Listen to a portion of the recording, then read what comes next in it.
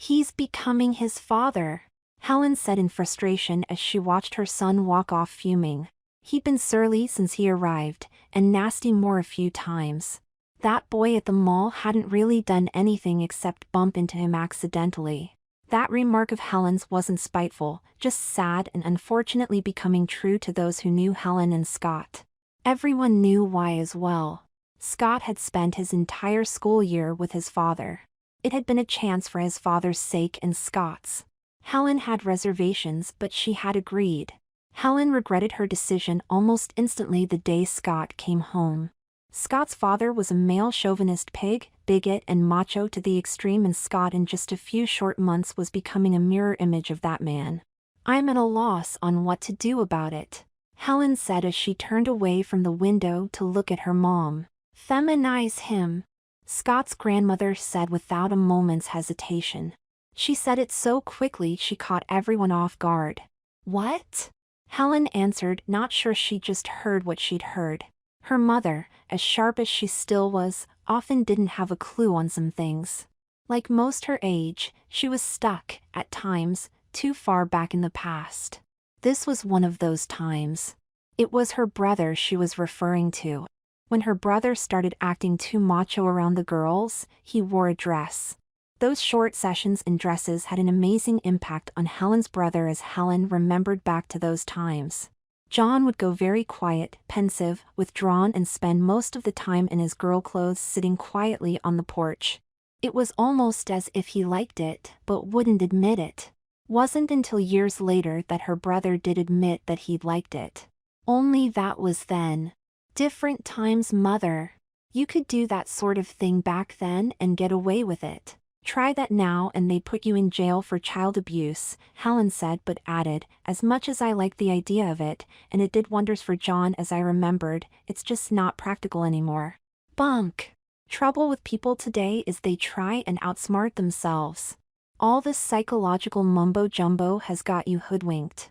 Honey, boys today are no different than they were back then, and the same sorts of things that worked then, work now. What's wrong with getting back to the basics? Helen's mother asked. Mom, you're not listening to me. If I forced my son to dress as a girl, I'd be tossed in jail or worse, he'd be placed in a foster home or something. It's just not something people do now, Helen said sadly. It would be something to consider, considering how drastically it had often changed her brother. Honey, it wouldn't be abuse if he volunteered, Helen's mother noted. Even Helen's sister Carol stopped ignoring the conversation and was suddenly looking at her mother. Helen looked at her sister, who looked back with a shrug. Their mother was smiling. So, what are you saying? I just ask him to be a girl for a while? Tell him that it will calm him down, or what? Soften him a bit? Helen said sarcastically. Nope. I do, Rose said.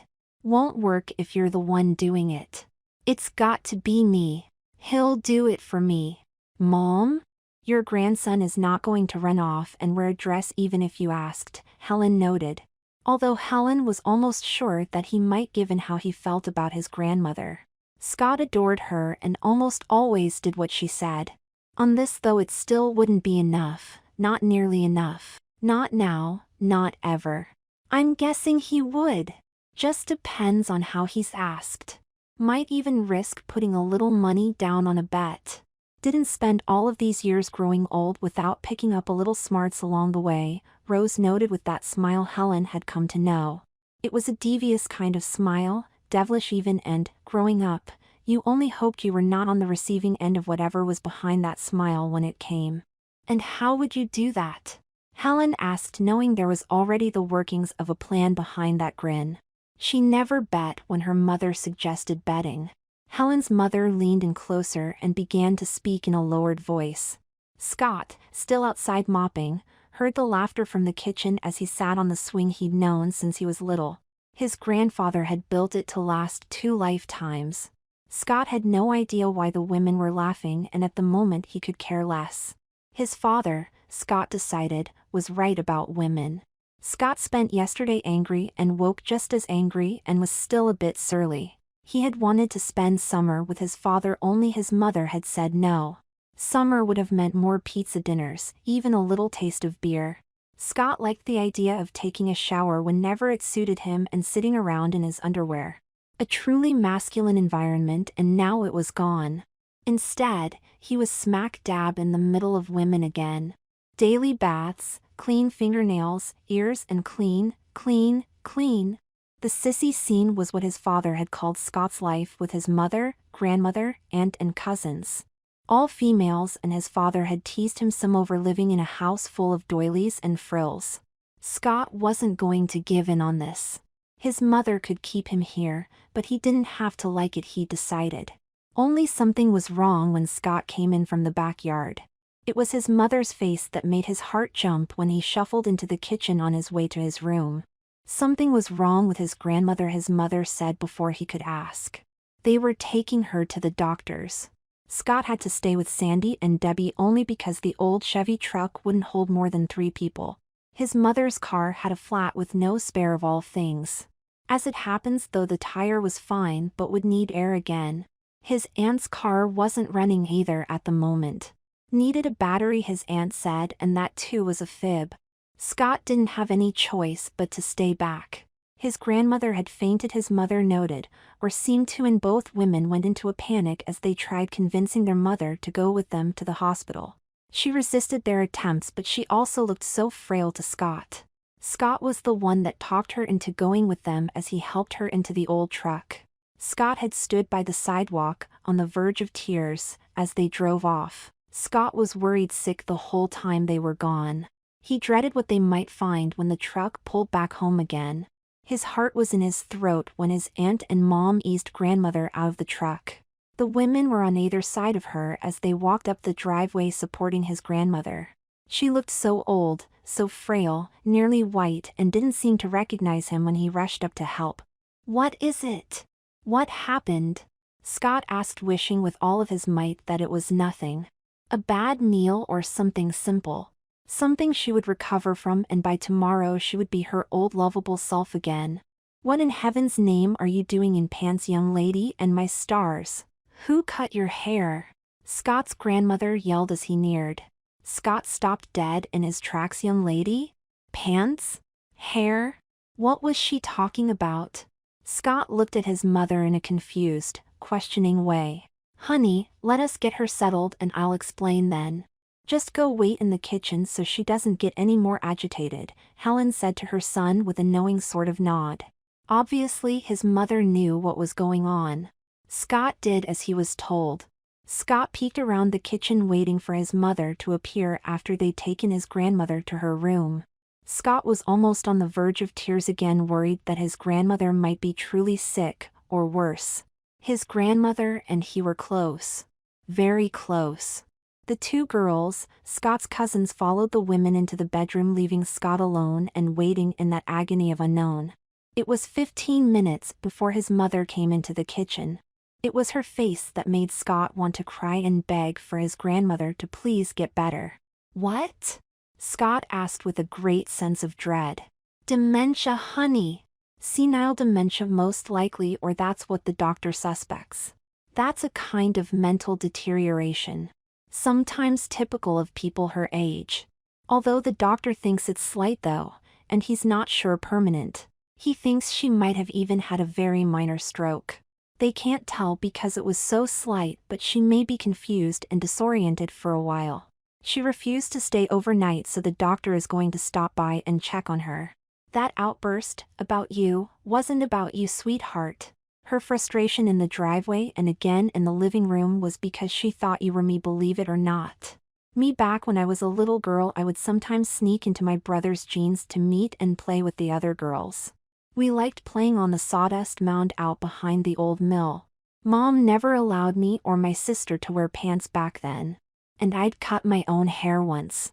"Bad idea," Scott's mother said. "Is she going to be okay?" Scott asked in desperation and gave little thought to that last part. Scott already knew he was the spitting image of his mother. One picture in particular when she was 10 with her hair pulled back left little doubt of that, most said, even Scott. Scott's friends joked over that picture a couple of times because it looked like him wearing a dress. Only the old Hudson sedan aged the picture, thankfully. Scott could almost understand his grandmother thinking that, but he wanted her well and could care less about anything else. Honey, she's going to be fine. A stroke sounds bad and can be, but the doctor thinks it's just one or two very tiny vessels in her short-term memory area. She may lose some recent memories but no functions, and she may not even know she's lost what she's lost. Anyway, she's resting. When she wakes up you can see her, okay? Helen said. Scott nodded. It wasn't okay. He couldn't stand the thought of his grandmother growing old or that she might get worse, and he broke down then. Scott adored her, and the thought of life without her was too much to consider. Helen consoled him and immediately started regretting what she was doing. Although she held on to that thought in silence. What was going to happen needed to happen, and, in spite of how she felt about it, she was sure it would be good for him. 3 hours later. Hi, Grandma, Scott said cautiously, walking into her room so very carefully. Scott walked as if his footfalls would make her condition worse. He was hopeful, desperate to see her smile and say hi and insist on him giving her a good strong hug. She didn't look strong enough for that hug, Scott noticed. Helen, honey, what are you doing in pants, and your hair? Oh, Helen, your lovely long hair, it's all gone. Who did this to you? Was it John? Was it your brother? If it was your brother, he's going to rue the day, Rose said, thrashing about as if trying to climb out of bed. A blanket had caught on her foot, and that added to her anger as she kicked at it. Her breathing got worse and she coughed, fell back clutching her chest, and gasped in a desperate attempt to get air. Scott was in a panic again and instantly backed towards the door. His mother, behind him at first, now passed him quickly into the room to move towards her mother as she said, Mom, please, the doctor said you've got to rest. Look what that boy did to my little darling. She looks like a damn ragamuffin. She looks like a boy, for heaven's sake, Rose screamed as she began to thrash about again. Scott's mother motioned with her head and eyes for Scott to leave just as Scott's aunt walked in and passed Scott to assist. Scott wiped at a tear that worked its way down onto his cheek. Grandma, Scott said to no one in particular as he headed for the backyard. Scott's cousins were in the back with their dolls playing in the cute playhouse. It too was built long ago and meant to last. Scott himself once thought of it as his fort. It had been built when his mother and aunt were little girls. It looked like the gingerbread house in a fairy tale book and was meant to, since that had been the original design. It was built as solid as the house his grandfather had also built. Scott had stopped playing in that playhouse when one of his friends, who had come out back with Scott, called it a sissy fort. Up until that day, Scott had never thought of the pastels and feminine design of that playhouse as being sissy. After that, he didn't go near it. He missed those days terribly. Scott's mother came out 15 minutes later. The slam of the wooden screen door with its strong spring brought him aware of his mother on the porch. Scott jumped up then and moved immediately to her side as he asked, How is she? She's sleeping again. Honey, I know this is going to be hard, but for the time being let's not let her see you. It's just too hard on her.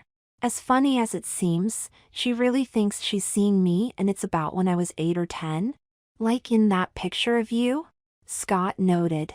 Exactly, Scott's mom said. Scott nodded. He'd more or less guessed that, and it did seem funny in spite of what he was feeling over his grandmother's condition. Not seeing her, not holding her hand or giving her a hug would be hard, but Scott understood. He walked into the house with his mother. Scott was beside himself as a car door slammed. The car had pulled down the long driveway almost silently as Scott sat at the kitchen table. He didn't know the large aging man coming up the steps and across the porch. Scott did recognize the satchel the man carried as he reached the screen. Hello? Anybody home? The man said on the other side of the screen door. Dr. Blair? Helen said happily, coming into the kitchen as she added, Come in, come in. Mom's sleeping. Thank you. How's she doing? The man said as Helen opened the screen door. Not very well, I'm afraid. She's pulling memories of me back when I was a little girl, Helen said. Where is she? The man asked as he stepped in. Carol came from the hallway motioning in silence at the man to join her. Scott's mother followed both into his grandmother's room. Scott again had to wait in that agony over the unknown. 20 minutes later, Helen was fixing coffee for the doctor, who she introduced to Scott as Carol leaned against the kitchen door. Scott's Aunt Carol looked like she wanted to cry. They all looked sad, withdrawn, preoccupied as they sat there. It made Scott feel worse.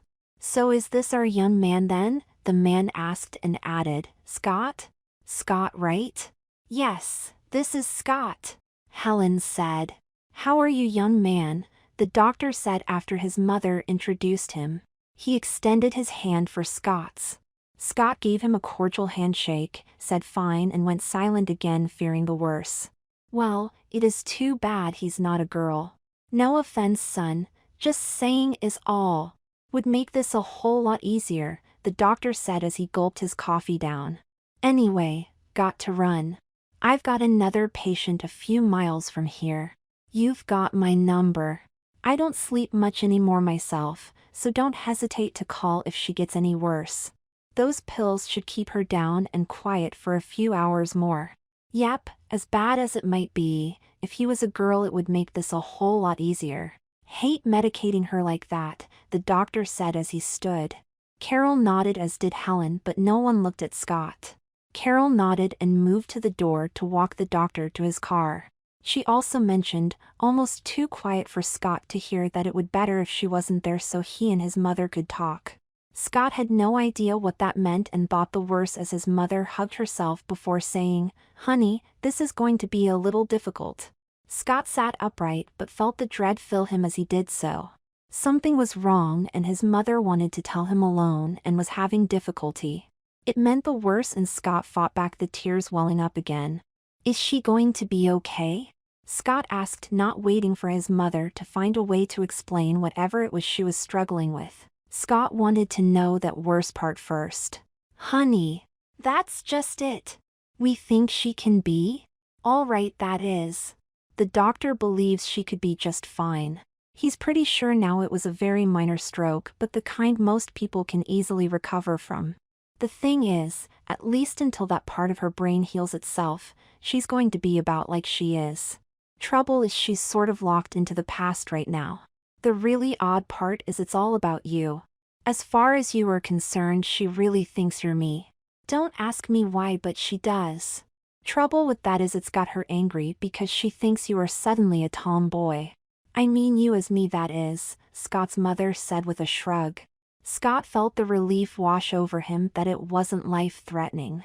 Although he was still thinking about what that doctor had said, and that left him curious as he asked, "So what did that doctor mean when he said it was too bad I wasn't a girl? Why would that make things a whole lot easier?" Dr. Blair thinks Mom's memory loss isn't really a loss. It's not so much a loss of brain function, but more like an electrical misfire of sorts.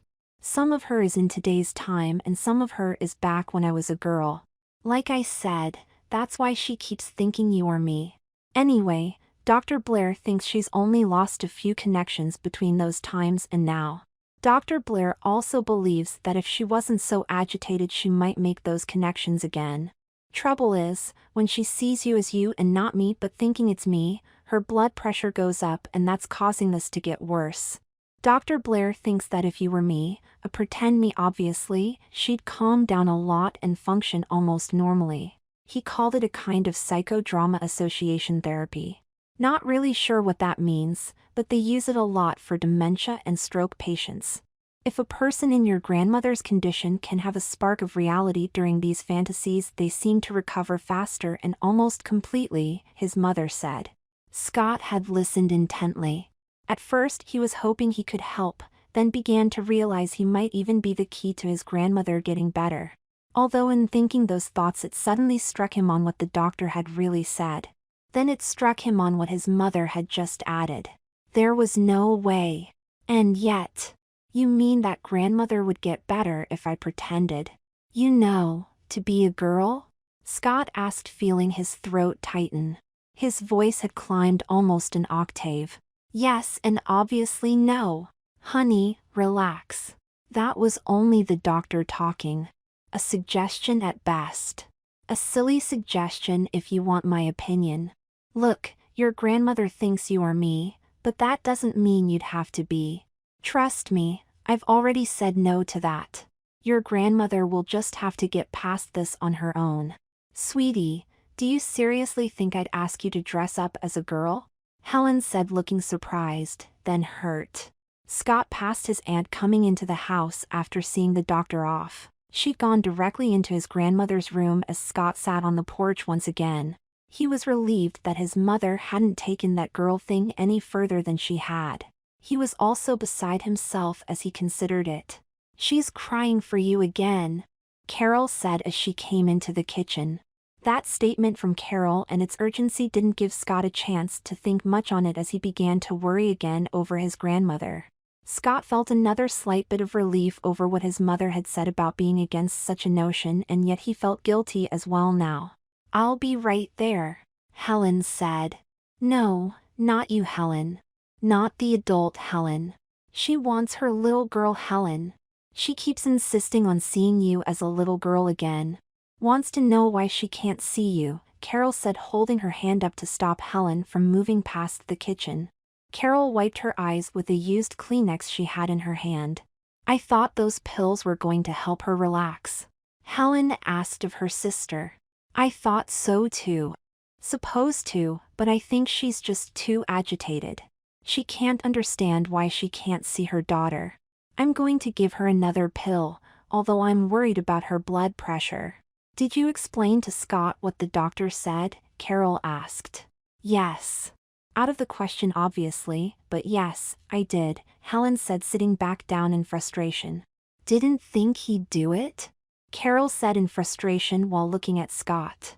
It wasn't an angry look but more of a why not, that's your grandmother in there kind of look. Scott caught the gist of that look immediately. Obviously his aunt didn't share his mother's views on such things. Scott felt very guilty suddenly, but very shook up besides. The thought of him pretending he was his mother when she was 8 or 9 really was out of the question, but obviously deep down his mother, like his aunt and that doctor, thought otherwise. Scott was silent and feeling terribly guilty. Impossible, Scott thought to himself. Scott's mother patted his arm and got up to walk off with her sister towards his grandmother's room. Scott sat in silence a second before his mother's voice, off in a distance, said, Mom. Mom, it's me. Mom, please try and relax. Helen is not a little girl anymore. Helen is all grown up now. Mom, look at me, I'm Helen. Scott didn't want to hear his mother, as he headed for the porch. He was sitting on the porch steps when his mother returned. Hey sport, you okay? She asked. No. Yes. I don't know, Scott said. He'd been thinking. He'd been agonizing over what he was thinking. He'd been watching his 2 cousins playing in and around the playhouse in their dresses with their dolls as he mulled over what his mother had said. He just couldn't do such a thing as he caught sight of the girls' slips occasionally. Scott was trying to imagine him like the 2 girls and he simply couldn't imagine it. Actually he could, but he ignored the image of him dressed like that. He cursed his looks and that he favored his mother. He cursed again his thoughts. He was wishing he wasn't thinking what he was thinking. He didn't dare think what he was thinking. Mom, say I did this. I mean, I'm just saying, how long would it be before she realized I wasn't you anymore? Scott asked carefully. The question was one of time for Scott.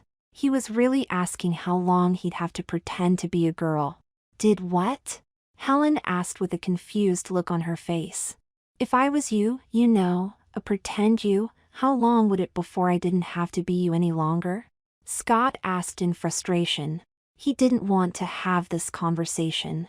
There was a pause, a long pause, making Scott look up at his mother to see if she'd gotten his question. He shrugged a little at his mother's surprised look. More shock than anything else. Scott smiled lamely at his mother's surprise. If you are thinking of doing what I'm thinking you're thinking, I'm not sure, honey. Doctor says it's up to mother's brain. Are you, in fact, thinking what I'm thinking you're thinking? Scott's mother asked. Scott almost smiled at that. A twisted sort of grin in spite of the circumstances that changed into a grimace soon after.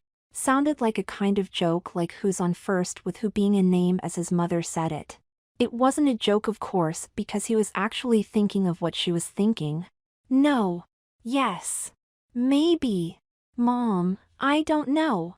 Mom, this is really nuts. Scott said, looking down at a row of marching ants moving along the concrete edge of the sidewalk.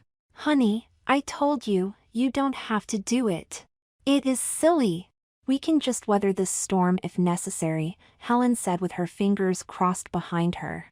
But then I don't get to see her and she ends up taking that stuff the doctor gave her and staying in bed. She might even get worse and then it would be my fault. If I did this, then at least she's up and about and there is a chance, right? Scott said and added, and I'd get to at least see her without making her sick, right? That's what the doctor believes, Helen said. The phone rang then and Carol's voice rang out as she picked up the phone. I've got it. Hi, Carol. It's me. Did it work? Dr. Blair asked. He'd been a doctor for almost 40 years before he retired. Now he played cards with Rose at the community center. He'd laughed himself almost wet when Rose asked him for his help. He had to search for his old black medical bag, he'd said, but yes, he'd help. Oh, hi, Dr. Blair. No, she's sleeping, but I had to give her the second pill. I know, but it's all we've got right now. Thank you, I will, Carol said loud enough for Scott to hear, then lowered her voice to a whisper as she cupped the phone. As far as this working? I think so. My sister's talking with Scott on the porch right now. Great job, Stan. Oh, and Mom says thanks. She also says that she's going to beat the pants off you next time you guys play cards, Carol said, laughing before hanging up the phone. A moment later Carol was at the screen door as she said, that was Dr. Blair, he's phoned in Mom's new prescription. Says those pills will be a little stronger. Thanks, Carol, Scott's mom called back. Helen looked back at her son. What if it doesn't work? Scott asked. Then it doesn't work, honey, but like I said, you don't have to do this. I know what we are asking of you, and I know it's impossible, Helen said, bending to tussle Scott's hair. Scott sat silent for a time as he and his mother watched the girls playing. She was afraid to hope and gave a little sigh. Scott gave a sigh as well as he said, okay, I'll do it. You'll do it? Helen said, but making it sound more of a question than a statement. She actually was surprised. Almost in shock. It had worked. Her mother was amazing. I want her to get better, Scott said. You'll do it? Helen asked, making sure she'd heard correctly and giving Scott a chance to say no. Yes, Scott said. Okay. Wow. Gosh. Well, I'm not sure what to say. Frankly, honey, I didn't expect you to even consider it, so give me a moment to catch my breath and figure out what to do next. Tell you what, let me go talk with my sister. I've got to figure out a few things, Helen said. Scott didn't respond but sighed when the screen door closed behind him. Get everything ready? Can you believe it? He's going to do it, Helen said, coming into her mother's room and closing the door. They kept their voices down to almost a whisper. Rose smiled with that "I told you so" smile she often got. Rose sat up in bed and gave both her daughters a high five. Helen, most of your stuff in is a dozen boxes to the right of the dormer. Carol's stuff is on the left. Gosh, it's been years. Maybe reversed with your stuff on the left side, and Carol's stuff is on the right? Can't remember? Rose noted after a moment, trying to remember where she'd stored Helen's things. Rose had kept all of the kids' fancier clothes for no other reason than the memories. She'd also separated them after packing them carefully away. Last time she'd been in those boxes was 4 years ago, when she did a serious cleaning rather than just the regular spring dusting. It was even better using those clothes in a way because most everything was for special occasions. Helen nodded, turned and was starting to walk out, but her mother whispered, "The box with Carol's diapers and plastic pants are at the far end of Carol's boxes near that vent pipe by the east wall. I marked that one special, I think." Diapers and plastic pants? Helen asked. She remembered those days as well. She frowned then and said, "Mom, I thought we were just going to deflate his ego just a bit." Rose nodded and said, "I know. The thing is, I think it might be best if we let all the air out while we've got the chance. Those things will do that. We can add back more air to inflate that ego of his later. Oh, and that reminds me, don't forget to put air in your tire. Not good for the tire to be sitting on the rim like that." Helen's concern left her as she nodded, smiled, and then suddenly snickered. Carol already was laughing, but her hand across her mouth kept most of it silent. Rose just smiled. Her mind was as sharp as it ever was, and her grandson was about to find out just how sharp. "What's that for?" Scott asked of his mother after he'd lowered himself into the bubbles of his first bubble bath. His mother had given him a razor for his legs, and he'd already known what it was when he asked. He had baby fine hair, but it was still more than she had as a girl, she said, and her mother always insisted her girls shave their legs. Of course, back then it was the old blue blades. Scott was still furious over what he was doing, but it was more over his volunteering than anything else. He had almost said no a half-dozen times when his mother started unpacking the boxes in his room. Oddly enough, it had been his mother's room when she was a girl. The stuff in the boxes had been his mother's stuff as a girl. Trouble was, most of what he was looking at wasn't your day-to-day kind of stuff. Most of it was fancy dresses. Even his cousins didn't wear stuff like that. His mother had explained that her mother only kept the good stuff for obvious reasons. That alone would be even better, she said. Better because most of it had special memories attached to them. Stronger memories. Better connections, she'd said with hope in her voice. There was that, and then those plastic pants. Scott had actually backed up a couple of feet when he'd seen them. He knew they were plastic pants because they'd sounded and looked like plastic pants, and they were pink. His mother hadn't said anything about those or the diaper that went under them until he saw them. She'd smiled sheepishly then. She looked nervous, regretful, and suddenly sad again. Although, all she'd done at first, when they came out of the box, was snap her fingers and say, "Good heavens, I'd forgotten about these." Forgot about what? Scott has asked, fearing what his mother might say. Wore these back then? Scott's mother said before going silent. Scott was scared of those things and had to know what the connection was. He was sorry he'd asked. Turns out his mother was incontinent as a girl. Not long, but there it was when he'd asked. Scott never knew that. Something about her bladder when she giggled. Laughter made her wet herself. She wore those, she said, until she was nearly 11. She had to wear them then, and she worried now if Scott didn't. Trouble was, Scott's mom noted, her mother was sure to check to see if she, or rather he, was wearing them. Helen had hated wearing those diapers and plastic pants back then, but she'd had to wear them. That checking, by her mother, Helen said, had been a habit in those days because Helen would try and get away without wearing them. Checking was almost a routine back then. Her mother would reach up under Helen's dress from behind and pat her to see if she was wearing them. It would be too risky for Scott not to wear those. On the bright side, Scott's mother noted, with what she hoped might help, was that he'd still be wearing cotton next to his skin and not nylon as in panties. She wore her panties like the other girls did, but she wore a bigger size over her baby pants. Scott wanted to run and hide when his mother explained that part of this. A cotton diaper wasn't anywhere close to cotton underwear, Scott noted. The thought of what he was doing was bad enough, and it got suddenly worse when Scott realized his mother was suggesting he actually wear them. Unfortunately, and as it happens, when she did mention those panties, she was holding up a very pink and very lacy pair of fancy pants. Plastic with panties covering them and ruffles across the bottom. Rumba panties, she called them. It made Scott shudder a little. Panties, Scott mused. He felt odd over the thought of panties and even more odd over considering diapers under them, but nodded at his mother's logic. Not wearing panties was sort of a good thing, she'd offered again. Sort of, Scott had thought, since those damn baby pants had lace all over them. At least the diapers had been made so that they didn't need diaper pins. He was wishing he hadn't volunteered to do this as his mother started the bath and then added those bubble bath beads. How's he doing? Scott's grandmother asked of her daughter while Scott was in the tub. He's in pretty bad shape. He's shaving his legs and underarms in his bubble bath. I think the diapers and plastic pants almost flipped him out, although he's going to be wearing them.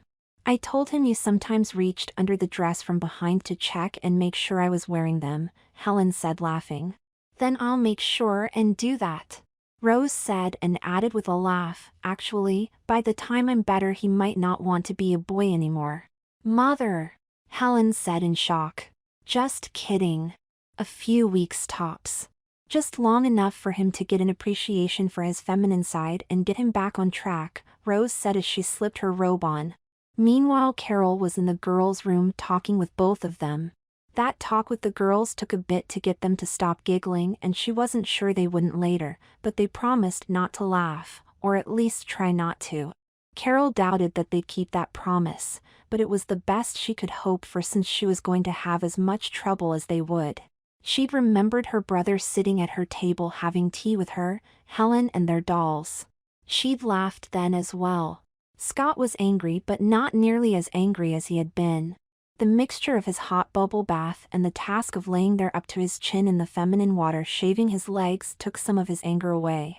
He ran his hand down the one he just finished, amazed over the feel of it. It felt like silk, and in that bubble bath he smelled very much like a girl. It was intoxicating. A short time later Scott's arms were as silky as his legs. He shaved his chest then as well, although his mother hadn't said anything about that or his arms. Shaving his chest wasn't something his mother had asked of him, but he was glad he'd decided to after he'd done it.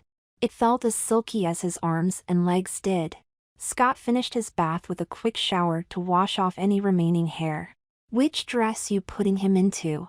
Carol asked, coming into the room with the slip she'd just finished ironing. It was a pretty slip, and Carol had worn it a few times even though it hadn't fit her then. It was the rustle of the taffeta that she'd liked as a little girl. Like a fantasy gown back then, with all of its petticoats, lace hems and gathered ruffles.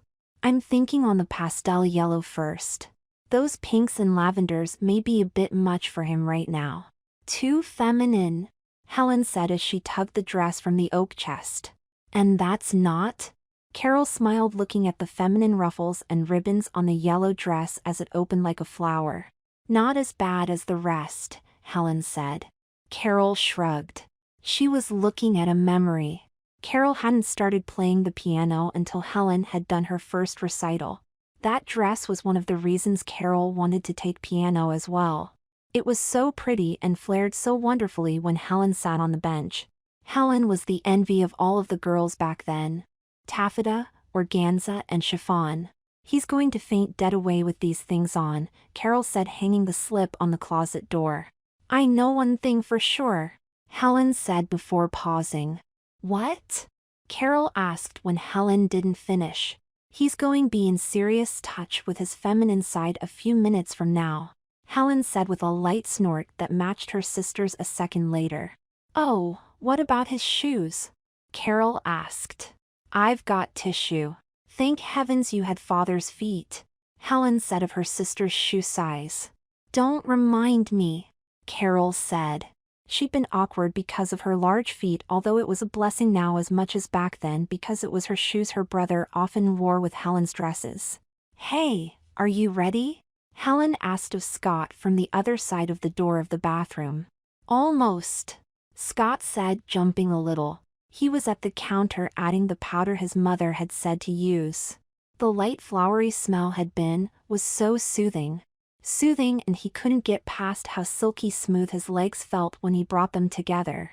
Well, come on and I'll help you dress, Scott's mother said with her voice tapering off, but then rose again as she added, you're going to try and see if Mom buys this whole thing before dinner. Dressed? Scott mused. He'd seen some of those dresses. He'd seen the slip his aunt said she would iron. He'd also been promised that the girls would not laugh. They'd been told what was happening. He hoped they wouldn't, but knew they might. He stopped thinking of that when the towel went around him. It felt odd on the back of his legs. It didn't snag as it might have, and he smiled. His legs were silky smooth and he smelled like some of the girls at school. A pleasant smell to be around, but odd since it was around him. Here, put those on and I'll turn around, his mother said, pointing to the thick white diaper and pair of white plastic panties first. Scott almost said no right then and there, but he saw the dress on the closet door and the slip now draped carefully over the chair after his mother put it there without the hanger. A no now would end it, and he wasn't sure he wanted to end it suddenly. Did you wear these all of the time? Scott said of the pull-on diaper more to make himself relax by talking than to have that question answered. I'm afraid so, honey, his mother said with her back to him. She fought the smile that kept coming back. Scott didn't know she could see him in the mirror. Better than the panties, I guess, Scott said for the sake of his ego. Although he wasn't sure these were better as he tugged the diaper up to his waist. He stepped into the buttery soft baby pants then. Actually, the baby pants were white, but the nylon panties were in a pastel yellow with white lace across the back and that tiny feminine little bow.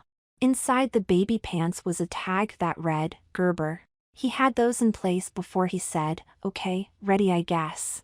Oh my stars, his mother said after she turned around to look. What? Scott asked, not sure if it was what he was wearing or that he was wearing them wrong. It's just that I haven't seen you in diapers and plastic pants for a long time now. Flashbacks, I guess, his mother said.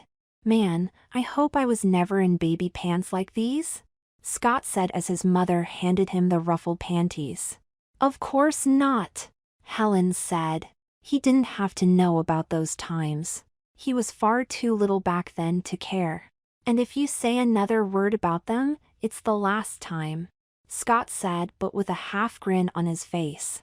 His mother snickered, then he snickered more, and a second later they were laughing and hugging. I'm crazy for doing this, he added. You are wonderful for doing this, his mother said affectionately. She was sure then that she was doing the right thing. Scott's attitude was already changing. She was sure because she was positive her son was not nearly as put off as she'd imagine, as she said, come on and let's start with the slip. Scott fought the gasp with some measure of success as the slip fell down his smooth chest to slide easily along his legs. His mother kept silent over the fact he'd shaven his chest but was glad he'd thought to do it. She made a point of moving the slip about more than necessary so he got the full measure and effect and hopefully a girlish treatment from it. The bodice was nylon trimmed in a delicate lace across the edges with a tiny pink bow set at the middle of his chest. Skirts started a couple of inches above his own waist and flared outward in an exaggerated way. It was so pretty and so noisy. Scott tried counting those skirts and decided he was wearing at least 3, maybe 4. And it was just the slip so far. There was a tulle layer in the center of taffeta against the legs, maybe 2 layers and another layer of taffeta on top. He'd seen this sort of slip in the old Ward's catalog his grandmother had in the attic. Scott felt wobbly as the nylon top slipped to and fro, and when he wasn't thinking of the top and that dainty pink bow, he was considering that layer of taffeta moving around his legs. Pure joy from that material against smooth legs. He fought to not look as happy as he was beginning to feel. Fits wonderfully, his mother said, fluffing the skirts of his petticoats. His petticoats, he mused over that thought. His slip, his dress, he also thought as his mother turned for the closet door, and that dress. It was something right out of the 50s, that little yellow dress. So little girlish, he mused. A full skirt with puffy sleeves and a sash hanging almost to the floor that his mother gathered before taking the dress from the hanger. She was maneuvering it with a hand under the skirts, and he saw the other slips that were already part of the dress. If that dress already has a slip, how come I've got to wear this one? Scott asked, but only because he thought he should, and not because he didn't want to. It was the style back then. Lots of petticoats in those days. Made a girl feel more girlish. Oh, I shouldn't have said that, should I? His mother noted after saying it. Oh, Scott said, pretending to ignore what his mother had said as she gathered the dress and lifted it for his head. It fell over him after he slipped his arms into the puffy sleeves, and his mother fused with those before moving to the skirts. The dress was very full before and extremely full now, and Scott wondered how girls did anything with so much on. He wondered how girls concentrated on anything with those things on as the dress pressed the slips against his legs. Scott's mother moved to the back and began buttoning the dress, and with each button causing it to move. The sash turned out to be the best feeling, and he wasn't sure why, since he wasn't supposed to like these things. In tying the sash, his mother made the dress move sideways, and then it grew snug against him and that nylon top of the slip. The dress, while moving right and left, swished delightfully. This slip swished and the dress swished, and he realized where the word swish might have come from. Here, I'm going to show you something, so watch for a second. When you sit, put both hands in back at the small of your back, at the waist, lightly, so they touch the back of your dress. Then with your hands flat and in a single movement, go down the dress and slightly out and bring your hands to the side as you sit. The key is to keep the back of your dress smooth as you sit so it doesn't get wrinkled, Helen noted by showing Scott as she said it. Scott did that almost exactly as his mother instructed. It was nearly perfect as Scott sat on the bed's edge. The opportunity to run his hands along his dress and slips left him almost gasping for breath. It got better when the only place he could put his hands, after sitting, was in the folds of his lap. Then came his socks. His lace socks with a pastel yellow edging went on both feet, and his mother was nearly shaking by the time she took up his white Mary Jane shoe. Helen removed the tissue from the toes after she decided they almost fit him perfectly. Scott was thinking of those steps a girl takes when sitting and began wishing he'd been able to do it a few more times. His hands had slid down the dress, but those slips had also moved around the back of his legs. He would never be able to ignore such things again, he decided. Scott was in some kind of magical place, sitting with the slips under him and skirt over the other feminine layers now on top of his legs and under his hands. He felt the soft padding of his diaper and the slipperiness of his ruffled panties over the plastic baby pants moving ever so slightly under the layer of nylon against the smooth side of his slip. He almost laughed, overthinking everything as his, and in a way they were now. Scott had lifted his foot for the Mary Jane shoe his mother held open and fought desperately not to look as excited as he felt. His second shoe went on in the same way, and again he felt the slip slide over his knee. Each movement, however slight, was making him almost giddy. Giddy and definitely wishing boys wore things like this, at least once in a while, he thought. Another thought that made him happy, since he realized, in those same seconds, that he actually was. It was done when his mother buckled the last shoe. Done with the exception of a little makeup and his nails. Helen had decided to paint his nails after he was dressed in spite of the risk of doing so. She feared too much girl stuff and he'd bolt out of this too afraid. Although she was sure now that she could have put him into the pink dress without too much effort. He was, she noted, getting into this fairly easy, and Helen decided she would dress him in the prettiest of her things for tomorrow. Here, you try it, his mother said, handing him the nail polish and small brush. She'd done the hand he was holding the brush with. She'd put the towel over his dress and waited till he'd done his right hand. It wasn't bad for his first time. His makeup followed. Light makeup, since he already looked feminine enough. Just a touch of blush and a light coat of lipstick before she brushed his damp hair flat. His hair, often combed off to the side, made suitable bangs, and with a little bit of a curl by the ears he actually looked almost pixie. He definitely looked as pretty as she had at that age. With longer hair he'd be as female looking as any girl. She thought of a wig and would consider that. A wig would allow him out and about, and going out dressed as he was would take it another step. She thought of that step as well. She thought of her husband and his face if he could see his son now. Would serve him right, except she wouldn't want to do that to her son. She fought over saying what she wanted to say. At least at first, but deciding to say it anyway. You look very pretty. Very adorable. Scott blushed crimson because he felt adorable, and in the mirror he was still having trouble believing it was him. Think Grandma will believe this? Scott asked, not sure what to do with the compliment. Absolutely, his mother said, stepping back when Scott had stood for the sash. She'd made the bow huge at the back, and his short skirt and slip showed just enough leg to make him very little girlish looking. All he needed was a pair of white gloves and purse, and she'd have loved to take him out. She fought that thought again. Helen, at the last minute, gabbed the Alice band that matched the dress. Almost forgot your ribbons, Helen said, slipping the band with its ribbons on it over Scott's head. Scott nodded but remained quiet as she fixed the hairband in place. A large flat yellow bow on top of lace now sat on top of his head. "Ready?" Helen asked, picking at the left puffy sleeve. It was mostly just the opportunity to touch her new daughter one last time. "I guess," Scott said, feeling his heart begin to race. "Then let's go see if this is going to work," Helen said as she took hold of his hand. The girls had been warned again, and both were sitting on the couch when Scott appeared. Neither laughed nor snickered. In fact, both sat quietly for a time. Both simply looked at each other and then back at Scott with an amazed look they now shared with him. Scott smiled sheepishly in spite of trying not to. "You look pretty," Debbie said almost with a sigh. Sandy nodded at her sister's comments just as their mother Carol walked in. "Good heavens, I can't believe it," Carol said, stopping dead in her tracks. "Honestly, I've got goosebumps." "You're the exact image of your mother as a little girl," Carol said, bringing her hands to her mouth. "He looks pretty, doesn't he, Mother?" Debbie said again. "He looks like a girl, Mother." "Are you a girl now?" Sandy asked. She decided that was a good thing. Having another girl to play with was always a good thing as far as Sandy was concerned. "He's a pretend girl," Debbie said knowingly. "Like when we are ballerinas or when I'm a princess?" Sandy asked. "Yes," Debbie said. Sandy nodded then. That seemed to satisfy Sandy completely. "Want to play dolls with me?" Sandy asked, taking the final leap. Her cousin Scott was now a girl and Sandy liked that a lot. "No," Scott said, slightly annoyed. He was getting flush with the girls' conversation.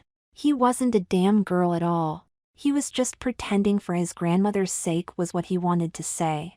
Although coming down the steps when his slips were bouncing on his knees front and back, he was sure he at least knew some of what a girl knew. It had to be impossible for a girl to ignore these things. It was unbelievable the feelings he was having, and that even included the soft mound of the diaper between his legs. That diaper had pressed the baby pants and those panties against his thighs as he walked. It was pressing there still and felt as sensuous as panties might.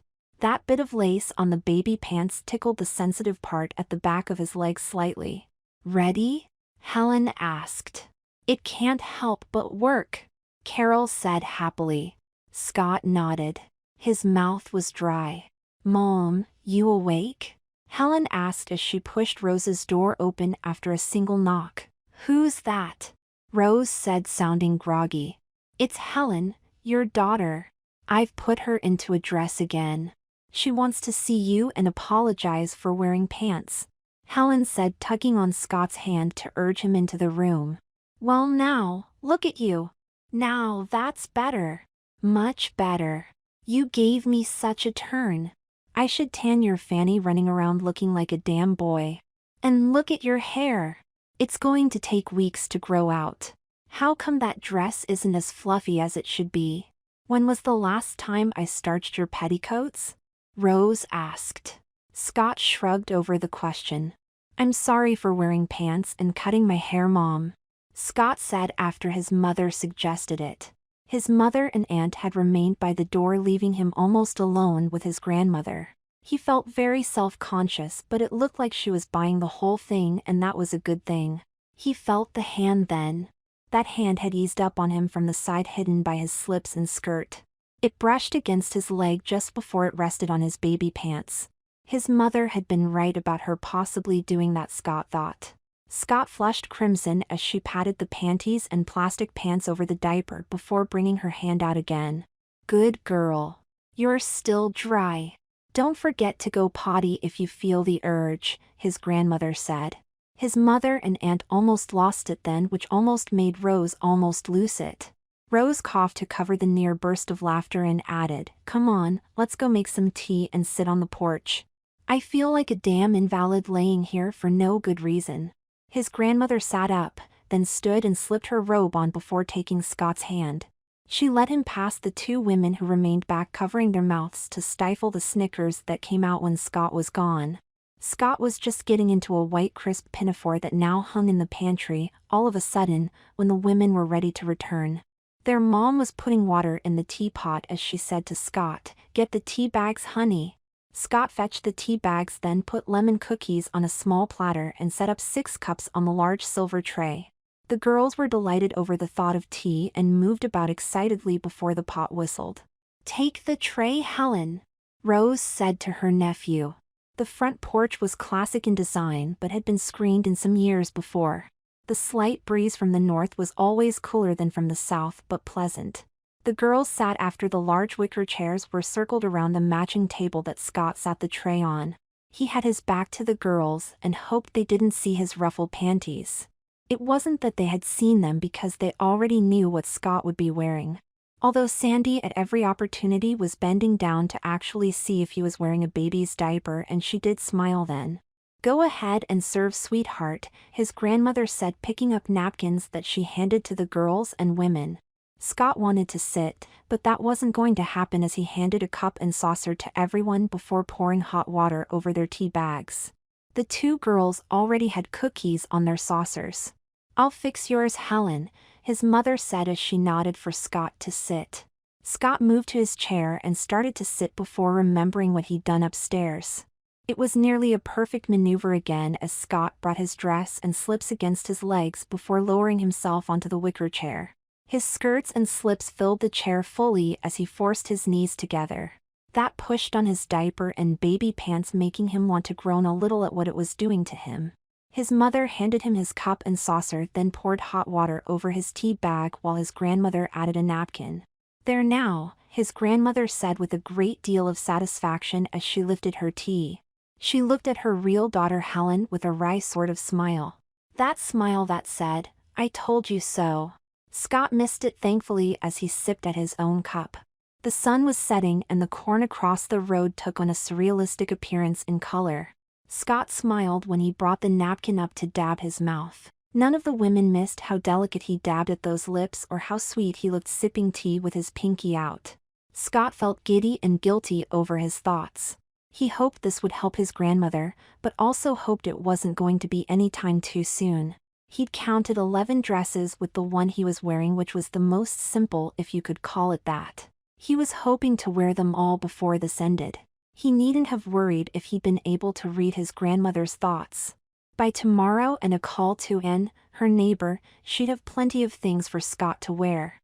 And had 6 girls, 3 of which were grown and gone now. Considering that Rose's condition was going to last for the better part of summer, Scott would need a few things to play in. That was tomorrow, and there was still today as Rose announced that she was hungry. Rose wanted to fix dinner and she wanted Scott, as her Helen, to help. The girls had talked their mom into letting them dress as pretty as Scott was. The girls went off with the women as Scott and his grandmother headed for the kitchen. Rose retied Scott's pinafore once more before he began peeling potatoes as his grandmother breaded the chicken. The potatoes were boiling and the chicken was nearly done when the girls returned. There was fresh corn in a pot and one of grandmother's pies in the oven. Scott had kneaded the dough and poured in the cherries himself before adding the strips of dough for the top. Scott and the girls sat at the table as the women finished getting dinner ready. Rose had gone in to get herself presentable, she said. Everyone looked as if they were sitting down to a Sunday dinner by the time it was ready. Scott didn't give a thought to how he sat now, but his mother, aunt and grandmother did. He was the picture of a perfect little lady as he ate. They had pie and ice cream and cleaned the kitchen in no time with everyone helping. Scott smiled through most of it. He couldn't help himself after a time. He had kept one hand in his lap while eating with the other. That hand in his lap a delight through most of dinner. Some of his pleasure came when he'd gone potty, discovering that sitting, while necessary, was also nice in petticoats. He wasn't going to use that diaper if he didn't have to, but it felt nice going back on again. He fused with his diaper, plastic pants, slips and dress for some time before coming out of the bathroom. His grandmother was showing the girls how to hold knitting needles and she handed Scott a set with a ball of pink soft yarn. Before this, Scott ignored his grandmother's knitting. Rose showed Scott and the girls a basic loop and how to purl, and all 3 began their first row. A short time later, Scott had been shown how to end that row and start another. There were a dozen rows when bedtime came. Scott had blushed over making a blanket for a doll, which was what his grandmother was showing him. Later when it was done, she said, she'd show him how to attach the satin backing for the blanket. An old large baby doll was now sitting at Scott's feet. It had been his mother's back then and she fetched it for the blanket size. "Here, honey," Scott's mother said, coming into his room with a long cotton nightgown that had also been hers. She chose the cotton believing it would give him a rest from fabrics only girls wore. She draped a pink robe over the foot of his bed and laid the pink slippers at the side. They were for morning and breakfast. Scott kept the diaper and plastic pants on as he slipped the nightgown over his head. Scott's mother had suggested that as well, just in case her mother came in to tuck her daughter in. His mother thanked him again, kissed his forehead and walked out, shutting the light as she did so. She looked at the pink dress at the closet's edge and smiled. She had so loved that dress and wondered if Scott would feel the same over it. She was sure, now that the day ended and what she witnessed, that he would. "It's been amazing," Scott's mother said, sipping her coffee on the porch. Her sister nodded at that and Rose smiled. "What?" Helen asked. "Not really so amazing. Honestly, giving a boy a chance to touch that feminine side should be part of our culture. It should not have to be such a harsh process and definitely not abuse or punishment," Rose said and added, "In my day, my brothers all wore dresses. And you end up with a world full of sissies," Helen said, suddenly taking the other side of the argument. "Not really, given that most boys wore dresses for a time, but if you did. Anyway, your point is?" Rose said, laughing as she added, "Might have made this world a little less harsh at times. I don't know. I wonder, if it's so wonderful, why it's not done more." Helen noted. "How do you know it's not?" Rose answered. "Because so many speak against it," Helen answered. "How does that saying go?" "Can't remember it exactly, but it goes like, methinks you protest too loudly? So you think it does go on and people are simply denying it?" Helen asked. "Who knows, but let's ignore that for the time being and ask the question another way. Do you think Scott's day was horrifying or pleasant? Do you think he was harmed or helped? Was there a change in him, and if so, was it positive or negative?" Rose asked. "In my opinion, as far as his day went, pleasant. No question about that," Carol spoke up. "I'll have to agree with Carol. It was clearly pleasant. More so once he started getting comfortable with what he was wearing." "Was he helped?" "I'm not sure yet, but he wasn't as angry and he really liked the idea of helping you. So I'd also say that it was a positive experience," Helen noted. "Then what we did was a good thing.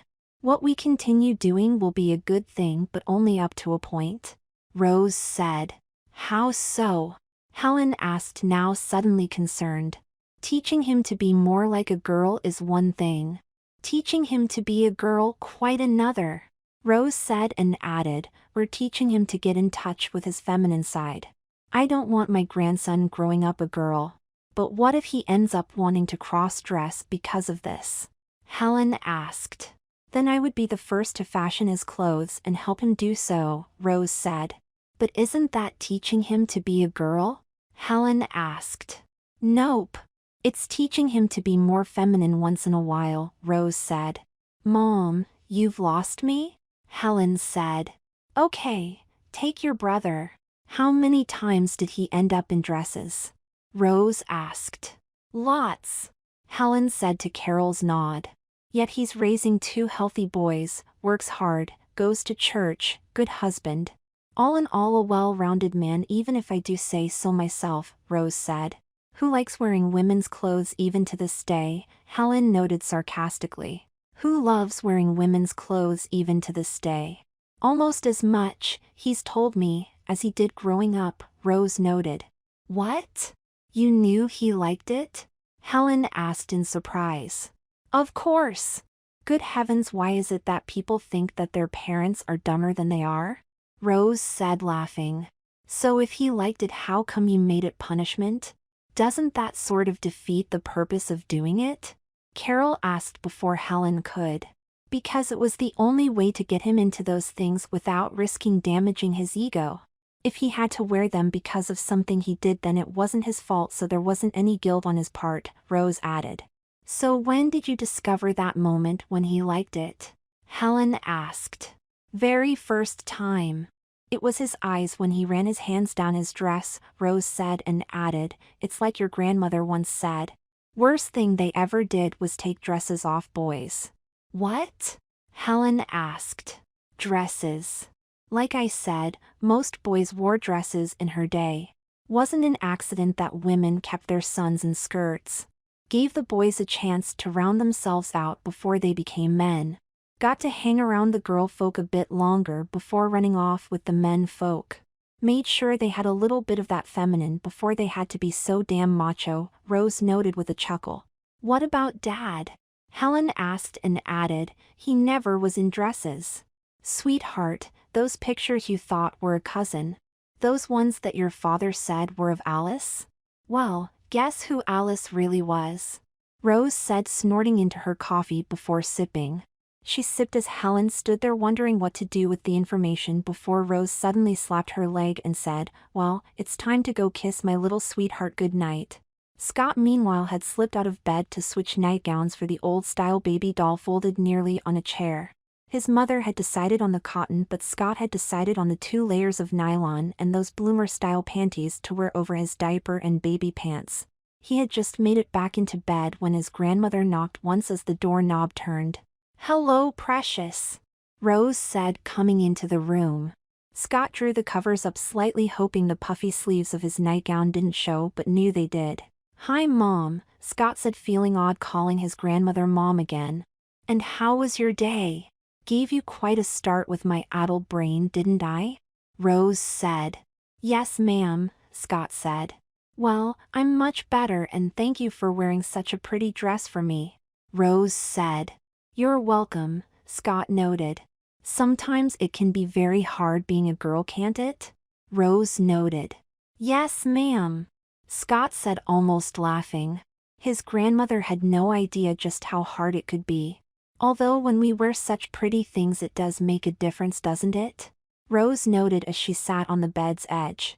It does, Scott said, answering honestly. Too bad that boys can't share what we know, Rose said with a sigh. It is, Scott said, smiling lightly. Well, if it were up to me I'd encourage boys to dress as girls once in a while, Rose noted. You would? Scott asked, slightly surprised, and added, why? Just because.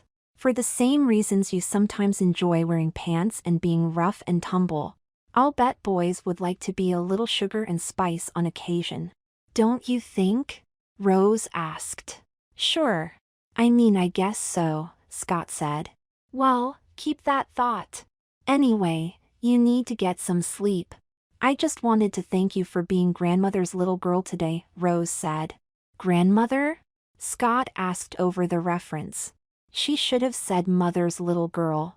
I mean mother's little girl, Rose said, patting Scott's arm as she stood, and added, good night, precious. Busy day tomorrow. Good night, mother, Scott said curiously. Scott smiled as the door closed. How's he doing? Helen asked of her mother as she came into the kitchen. He's so dang cute looking in that little pink baby doll. Gosh, I haven't seen that thing in years, Rose said. Baby doll? The pink one? Left that one on the chair, Mom. I didn't make him wear that one. Was going to, but thought it might be too much again.